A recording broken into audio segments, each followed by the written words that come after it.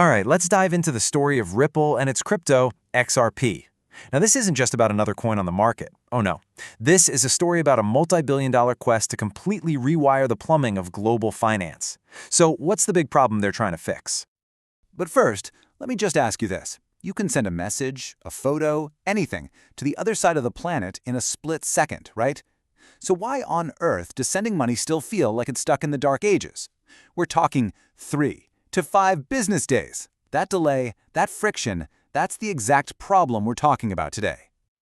You see, to really get what Ripple is trying to do, we have to look under the hood of the system we have now. And you might be kind of shocked to learn that for decades, the way we move money around the world is based on technology that is way, way older than the internet itself. This slide just lays it out perfectly. On the left, that's the old way, the SWIFT system that most banks are using. Think of it like a slow, winding toll road for your money. It works, sure, but it's expensive and you never quite know where your money is. And on the right, that's Ripple's vision, a direct, super-fast digital highway built for today. So, what was Ripple's big idea to fix this ancient problem?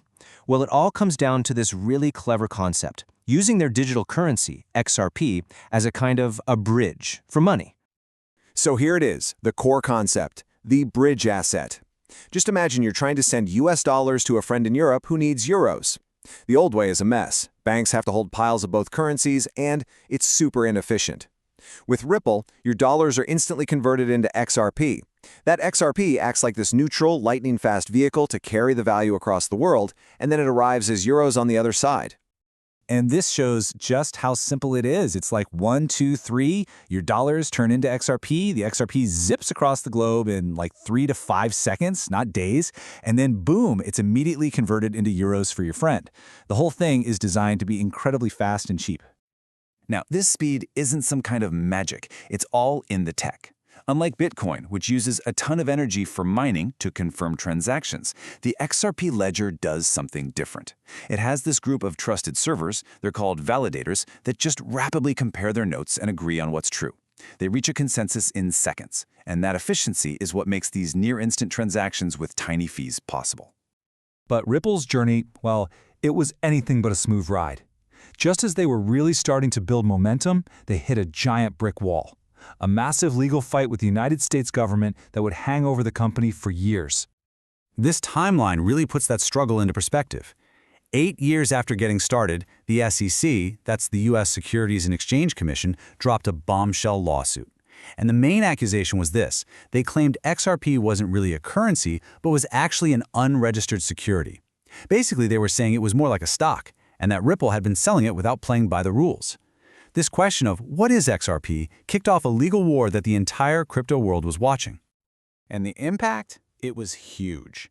This wasn't just some legal headache. As our source material says, it was a major overhang. This massive uncertainty made banks and other financial institutions super hesitant to partner with Ripple. It completely tanked market sentiment and, of course, the price of XRP. But after years of being stuck in that legal mess, the story takes a huge turn.